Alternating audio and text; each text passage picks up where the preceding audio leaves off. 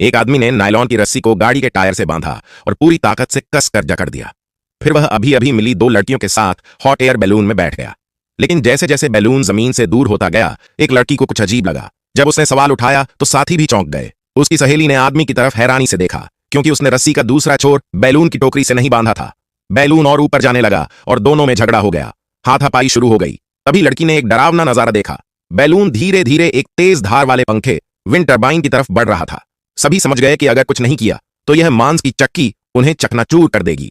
थोड़ा होश रखने वाले आत्मा पोलन ने तुरंत गैस का वॉल्व पूरा खोल दिया और सीट बेल्ट बांध ली। अब चारों बस प्रार्थना कर सकते थे कि गैस बढ़ने से बैलून ऊपर उठ जाए और वे बच जाएं। लेकिन समय बीतता गया और ऐसा कुछ नहीं हुआ। जैसे ही उन्होंने राहत की सांस ली, एक पंखे का ब्लेड टोकरी के एक कोने को चीरता हुआ आया। आदमी इसकी चपेट में आ गया और बेकाबू होकर टोकरी से बाहर लटक गया।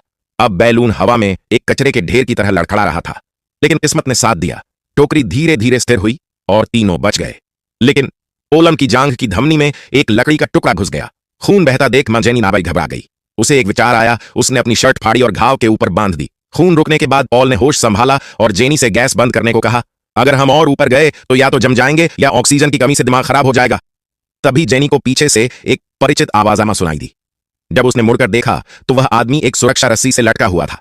बचाने की जल्दी में जेनी ने टोकरी के किनारे पर कदम रखा और उसे पकड़ने की कोशिश की, लेकिन दूरी ज्यादा थी। आदमी ने जोर जोर से झटके दिए, लेकिन अचानक एक चीखन सुनाई दी। अगले ही पल आदमी गायब था। सिर्फ एक खाली रस्सी हिल रही थी। जेनी समझ गई कि यह क्या मतलब था। वह सोच भी नहीं पा रही थी, एक मस्ती भरी एडवेंचर यात्रा इतनी खौफनाक कैसे हो गई। समय बीतता गया और बैलून धीरे धीरे नीचे आने लगा। लेकिन दुर्भाग्य उसने फिर हमला किया। वे समुद्र के ऊपर थे। अगर अभी कूदते भी तो तैरना न आने की वजह से मौत निश्चित थी। तभी जेनी को दूर एक क्रूज शिपॉन दिखाई दी। उसने जोर जोर से हाथ हिलाए। शिप पर मौजूद लोगों ने भी देखा, लेकिन उन्हें लगा कि यह बस एक सामान्य अभिवादन है। उन्होंने भी हाथ हिला दिए। बैलून में बैठे आदमी पॉल ने उत्साह में खड़े होने की कोशिश की, लेकिन झटके से समुद्र में गिर गया। जेनी ने रस्सी फेंकी, लेकिन दूरी बहुत ज्यादा थी। अब जेनी बेन ने सुरक्षा रस्सी दूसरी लड़की से बांधने की कोशिश की ताकि वह उसे बचा सके, लेकिन वह लड़की जो तैरना नहीं जानती थी डर गई। जेनी ने खुद रस्सी बांधने का फैसला किया, लेकिन जब पानी के पास पहुंची तो आरो ने उसे जकड़ लिया। वह देखती रही कि आदमी धीरे धीरे पानी में डूब रहा है। अब जीने की लड़ाई और शुरू हुई। क्रूज शिप दूर जा रही थी। तभी जेनी को बैलून पर लगा एक बैनर्स दिखाई दिया। उसने अपनी साथी को पैर पकड़कर उल्टा लटकाया और बैनर नीचे खींचा। फिर उसने अपनी हथेली काटकर खून से SOS वर्ड लिखा, लेकिन शिप पर मौज मस्ती में डूबे लोगों ने ध्यान नहीं दिया। अब बैलून फिर से नीचे आ रहा था। मौत नजदीक थी। उन्हें बैलून को फिर से ऊपर उठाने के लिए आगामन की जरूरत थी, लेकिन लाइटर उस आदमी की जेब में था जो डूब चुका था। तभी जेनी को एक आउन शैंपेन की बोतल लाखादियन दिखाई दी। उसने उसे सूरज की रोशनी में पकड़ा। क्या वह इसे आग पैदा कर पाएगी? कई कोशिशों के बाद भी वह तरीका नाकामयाबन साबित होता है। तभी अचानक उनकी नजर पड़ती है एक कंडोमन पर। लड़की तेजी से उसका रैपर फाड़ती है और उसे शराब की बोतल के मुंह पर चढ़ा देती है।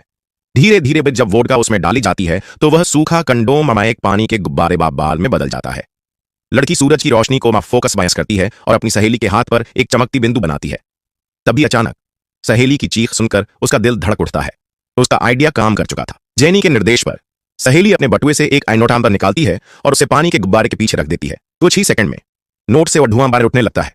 खुशी से झूम उठती है जेनी। वह इस अनकीमती आग हवास को गैस वॉल्व तक ले जाती है और अंबुझी हुई लौ को फिर से जला देती है। हॉट एयर बैलून धीरे धीरे ऊपर उठने ना लगता है।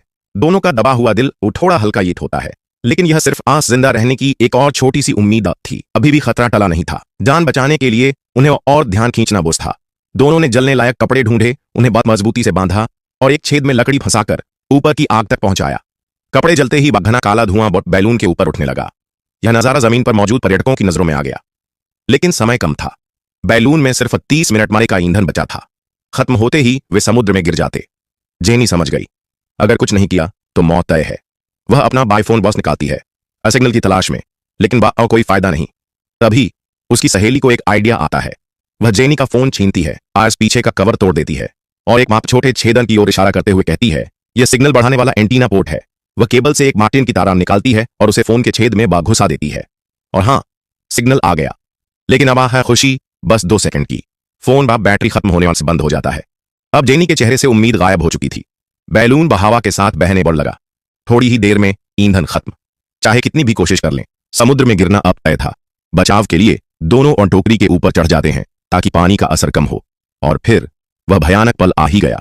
हॉट एयर बैलून समुद्र में गिर चुका था। दोनों अब बेबस आग टोकरी पर खड़े नीचे बढ़ते पानी को देख रहे थे। सिर्फ मजे के लिए इस बैलून पर चढ़ने का फैसला उन्हें मौत के मुंह में ले आया था। 5 मिनट बाद पूरा बैलून समुद्र में डूब चुका था। जेनी और उसकी सहेली अमलान बिना किसी सहारे के पानी में तैर रही थीं। अब तो थकान और ठंडन से उनकी मौत नजदीक लग रही थी।